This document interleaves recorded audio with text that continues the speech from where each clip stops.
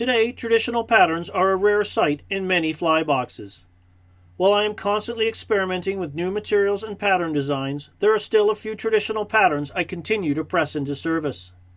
The Carey Special is one of my favorites. It is a simple, deadly design with countless variations in color, body, and hackle material.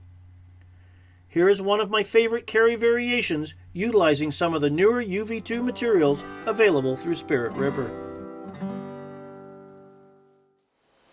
So let's tie a Carey Special, a traditional pattern that still has a reserved spot in my fly box and I think should have one in yours as well. Into the jaws of the vise, I've placed a number 8 Daiichi 1710 nymph hook. I tie these in 8s most often. This is one of my favorite cast and retrieve dragonfly nymph patterns, if you can believe in this color combination we're going to tie. So onto the shank of the hook, I'm going to use some dark olive green or olive or black tying thread. This happens to be dark olive green MFC 80. Just going to get that tied in place, trim off the excess, and then provide that firm thread base that gives our materials some traction so they don't spin around, they go where we want them to. And we've got that thread hanging at the back of the hook. Now, for the tail and body, I'm going to use some of the UV2 strung large eye guinea in chartreuse. You could tie these with orange. I like the guinea over the traditional pheasant. I just like the spotting, the mottled look that this provides. And you'll sometimes see two different types of feathers within the packaging. I kind of like the ones with the little small dots better. It's his personal choice. Some people prefer the large dot.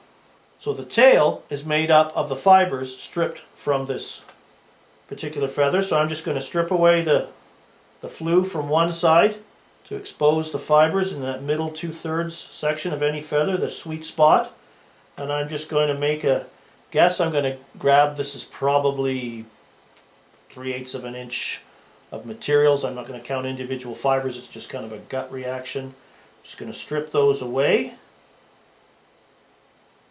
Make sure they're still all relatively even. And then we're just going to hold them up on top of the shank. Place a couple of securing wraps. Pull our hand away to make sure we like what we see, and I do. And then we'll add additional wraps and then take our tying thread forward and secure the butt fibers all the way up the shank. We've got them well tied in and we're providing a good smooth foundation, building a nice neat underbody so the outer look of our fly isn't all lumps and bumps. And there's our tail tied in. For the body, good old chenille. Brown-black combination, the variegated. I've been using some of this UV speckled chenille. This is chocolate glimmer. It's a mixture of, you can see some sparkles, some olive, some brown, very much like the natural coloration of a dragonfly nymph. So we're just going to take our tying thread, move it back just in front of the hook point. I'm going to take some of I've cut off a section of our speckled chenille, and I'm just going to use my thumb and forefinger to strip away and expose the thread core. You can come in with a moistened pair of fingers like that and just moisten the fibers to keep them together.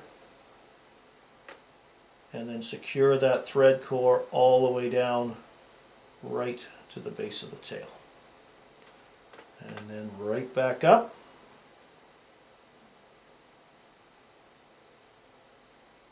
To where you're going to finish the body. Many times with soft hackle flies, I like to tie the soft hackle in now. So I've taken a guinea feather from the package and I've sourced through them and found one that has a fiber length that's about the shank length long. I don't want this really long.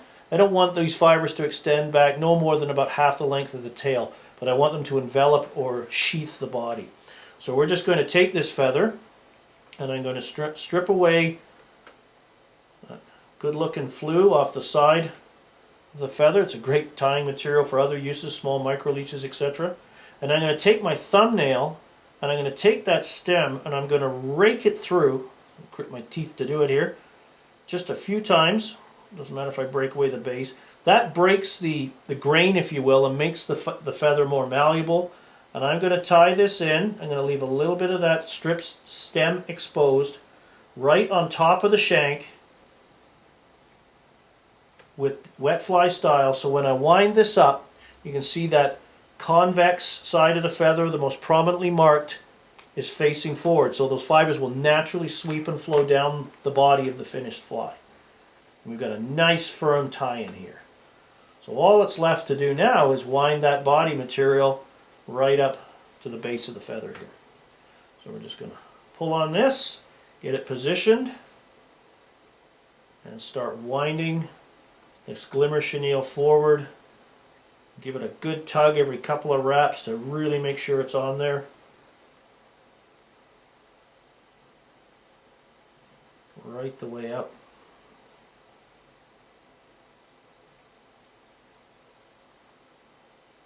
I'm going to tie that off.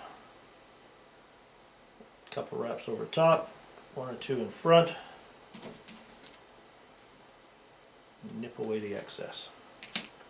All that's left to do is to form the hackle, build a head, whip finish, take this fly fishing.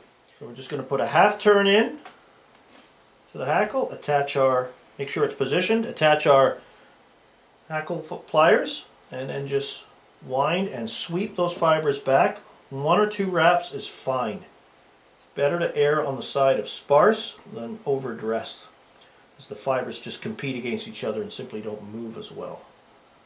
Place a couple of wraps to lock that off. Get in there and trim on top so we don't trim our thread, which is hanging underneath. And I'm just going to make sure that those fibers are distributed completely around. Again, it's a wet fly, sorry, a wet fly hackle, so these fibers like to interlock, so you got to break them up a little bit.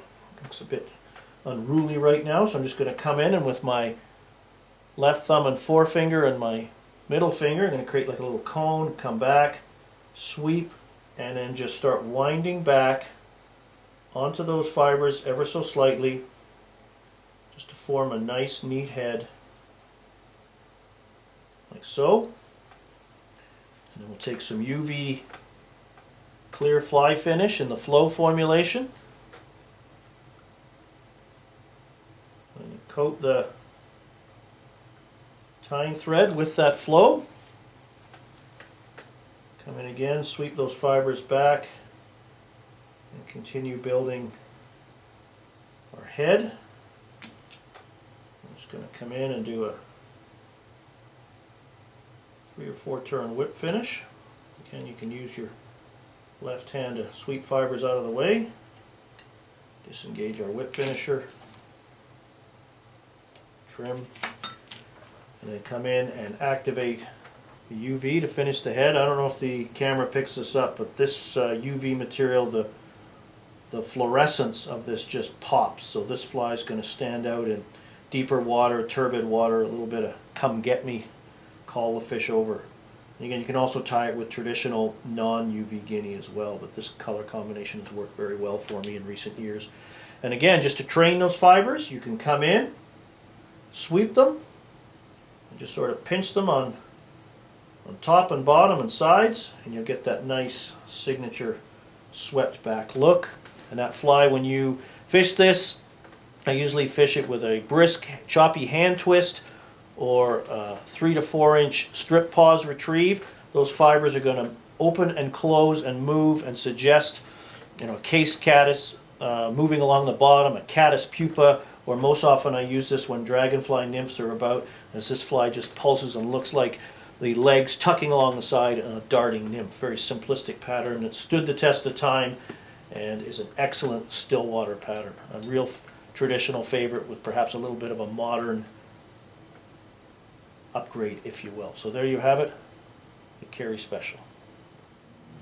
More information on fly fishing, and stillwater fly fishing in particular, please visit my website at flycraftangling.com. Here you will find fishing tips, fly patterns, articles, information regarding my seminars and schools, along with links to my blog and mine and Brian Chan's online stillwater fly fishing shop.